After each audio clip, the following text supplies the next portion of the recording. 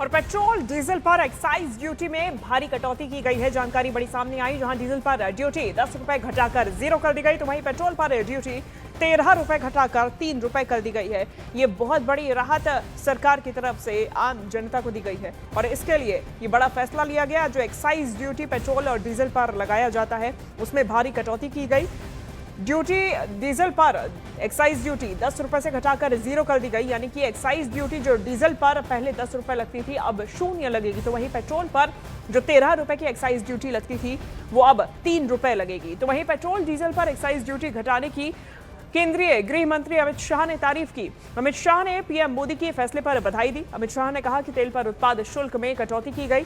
उन्होंने लिखा कि एक्साइज ड्यूटी घटने से नागरिकों को राहत मिलेगी। कई देशों में पेट्रोल डीजल के दाम बढ़ाए गए, लेकिन पीएम मोदी की जन केंद्रित शासन शैली है और इसीलिए ये बोझ किसी और पर नहीं आने दिया गया। तो वहीं अमित शाह ने सोशल मीडिया प्लेटफॉर्म एक्स पर लिखा कि पश्चिम एशिया संकट के बीच दुनिया ईंधन की कमी से जूझ रही है, जिससे वैश्विक स्तर पर कीमतें बढ़ रही हैं और ऐसे में मोदी सरकार का ईंधन पर उत्पाद शुल्क में कटौती का निर्णय नागरिकों के लिए बेहद जरूरी राहत लेकर आया है। जहां कई देशों ने डीजल और पेट्रोल की कीमतें बढ़ा दी, तो वहीं मोदी सरकार का उत्पाद शुल्क में कटौती का निर्णय उनकी जन केंद्रित शासन शैली और संवेदनशीलता से प्रेरित निर्णय लेने की क्षमता को दर्शाता है।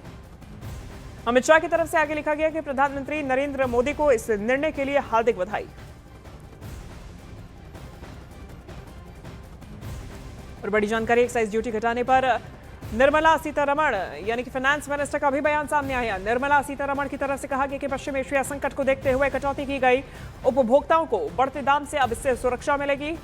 और सीतारमण की तरफ से कहा गया कि नागरिकों को बढ़ती लागत से बचाने की कोशिश की गई है। पीएम ने हमेशा जनता के बारे में सोचा, पीएम ने जनता के हित में फैसले लिए। निर्मला सीतारमण की तरफ से भी ट्वीट करके पीएम की कार्यशैली और उनके इस निर्णय की सराहना की गई।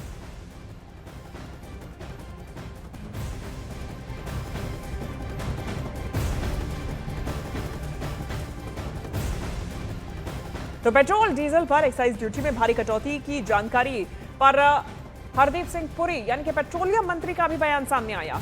उन्होंने कहा कि मोदी सरकार ने जनता को राहत दी, खुद वित्तीय बोझ उठाया और क्रूड के दाम $122 प्रति बैरल इस समय हो चुके हैं। और यह वित्तीय बोझ खुद प्रधानमंत्री मोदी ने निर्णय लिया कि केंद्र सरकार की तरफ से उठाया जाएगा, वहन किया जाएगा और इसका जो असर है वो आम नागरिकों पर नहीं पड़ेगा।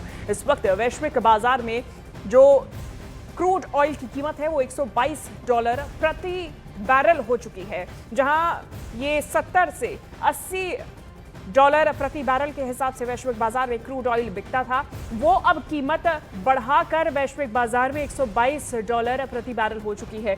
यानी कि भारत में जो आयात हो रहा है वो $122 प्रति बैरल के हिसाब से क्रूड ऑयल का आयात हो रहा है। सबसे पहले तो आयात हो पा रहा है, वो अपने आप में एक बड़ी कूटनीतिक जीत। और उसके बाद में एक बड़ा फैसला लिया गया कि जो एक्साइज ड्यूटी है वो घटा दी गई है।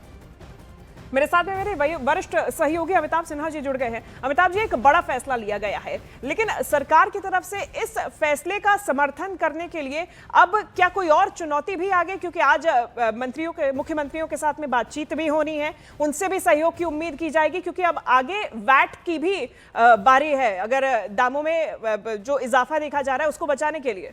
देखिए, सरकार की पूरी कोशिश है।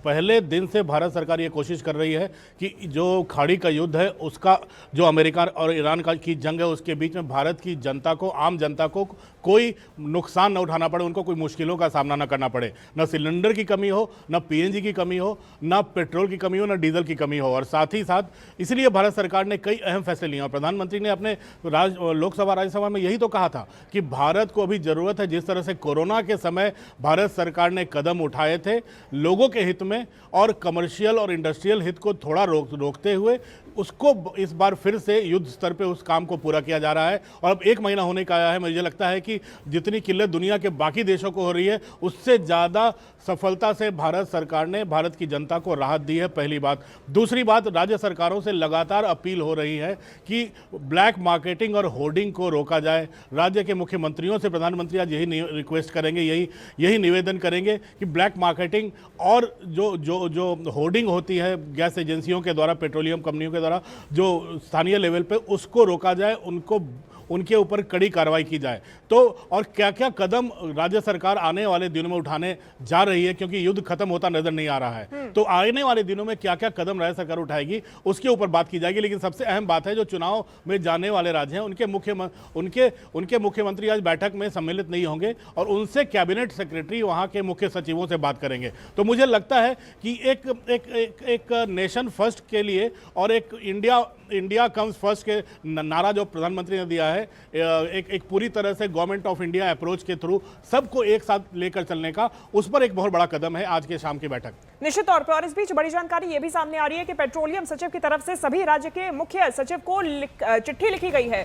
केंद्र ने कमर्शियल एलपीजी के आवंटन को 50% से बढ़ाकर 70% तक का प्रस्ताव दिया। साथ ही साथ में केंद्र ने औद्योगिक के लिए भी एलपीजी का आवंटन बढ़ाने का प्रस्ताव रखा। तय शर्तों को पूरा करने पर राज्यों को 20% अतिरिक्त आवंटन भी दिया जाएगा। तो वहीं स्टील, ऑटोमोबाइल, कपड़ा और प्लास्टिक कंपनीज को भी प्राथमिकता देने की बात कही गई है। एलपीजी को छोड़कर पीएनजी अपनाने वालों को 20% अतिरिक्त आवंटन मिलेगा। तो यानी कि पूरी कोशिश की जा रही है, सभी प्रयास किए जा रहे हैं कि किसी प्रकार से कमी किसी भी चीज की, स्टील, ऑटोमोबाइल, केमिकल उद्योगों को किसी भी चीज की कमी ना आए। एलपीजी छोड़ के पीएनजी अपनाने वाले उद्योगों को फायदा देने की बात कही गई है और इसके लिए पेट्रोलियम सचिव के द्वारा सभी राज्य के मुख्य सचिवों को यह चिट्ठी लिखी गई है, जिसमें केंद्र ने कमर्शियल एलपीजी के आवंटन को 50% से बढ़ाकर 70% तक का प्रस्ताव दे दिया। ये बहुत बड़ी बात है। ऐसे में केंद्र ने औद्योगिक के लिए भी एलपीजी का आवंटन बढ़ाने का प्रस्ताव दिया है। मेरे वरिष्ठ सहयोगी हमारे साथ लगातार बने हुए हैं। अमिताभ जी, ये अपने आप में एक बहुत बड़ी बात है, आवंटन बढ़ाने का प्रस्ताव, मुख्यमंत्रियों के साथ बातचीत। लेकिन दूसरी तरफ अगर वैश्विक स्तर पे बात की जाए, भारत का जो स्टैंड है, जहां बाकी पड़ोसी देशों ने, चाहे पाकिस्तान हो, थाईलैंड हो, सबने घुटने टेक दिए हैं और जो पूरा बोझ है वो उनकी जनता पर डाल दिया। एक वैश्विक स्तर पर भी मैसेज देने का प्रयास भारत का कि भारत किसी भी हाल में अपनी कूटनीति को सबसे ऊपर रख रहा है, जनता को सबसे ऊपर रख रहा है और उसी के हिसाब से काम किया जा रहा है।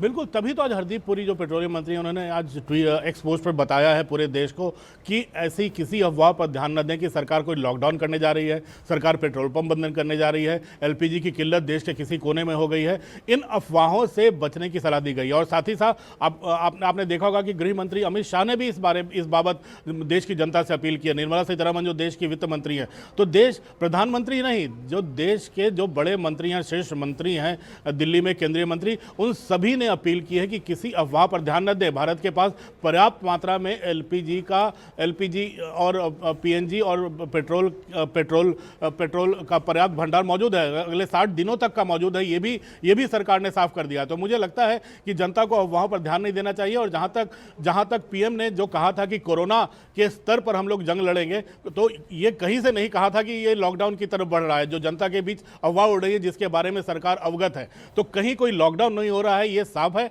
दूसरा, हमारे पास एलपीजी से लेकर पेट्रोलियम और डीजल पर्याप्त मात्रा में उपलब्ध है। और आज पेट्रोलियम सेक्रेटरी ने भी जो चिट्ठी लिखी है, उसमें साफ साफ दो बातें कर दी हैं कि ये जो औद्योगिक और कमर्शियल एलपीजी है वो उन राज्यों को भी दी जाएगी, क्योंकि इससे आम जनता जुड़ी है, ये श्रम उद्योग से भी जुड़ी है, यहाँ काफ़ी लेबर ओरिएंटेड है। इसलिए इन उद्योगों को राज्य सरकारें प्राथमिकता दें। जिन राज्य सरकारें उनको प्राथमिकता देगी, उनको 10% ये एक्स्ट्रा मिलेगा। तो राज्य सरकारों से कहा गया कि इन सब जो दो आवंटन को लेकर, जो 20% एक्स्ट्रा आवंटन को लेकर जो दो उन्होंने प्राथमिकता रखी, उनको पूरा करें। जो एलपीजी को छोड़कर पीएनजी को जाना चाह रहे हैं, उनके कितने एप्लीकेशन आए, इस पर भी देखेंगी। तो मुझे लगता है कि इंसेंटिव ही दिया जा रहा है कि एलपीजी से पीएनजी जाएं। और दूसरा, कमर्शियल एलपीजी बढ़ाएंगे तो उनको जो भी श्रम ओरिएंटेड उद्योग हैं, उनको राज्य सरकारें प्राथमिकता दें। निश्चित तौर पे, यानी कि युद्ध स्तर से प्रयास जारी है आपूर्ति के लिए और किसी प्रकार से कमी ना हो, इसके लिए बहुत शुक्रिया आपका अमिताभ सिन्हा जी।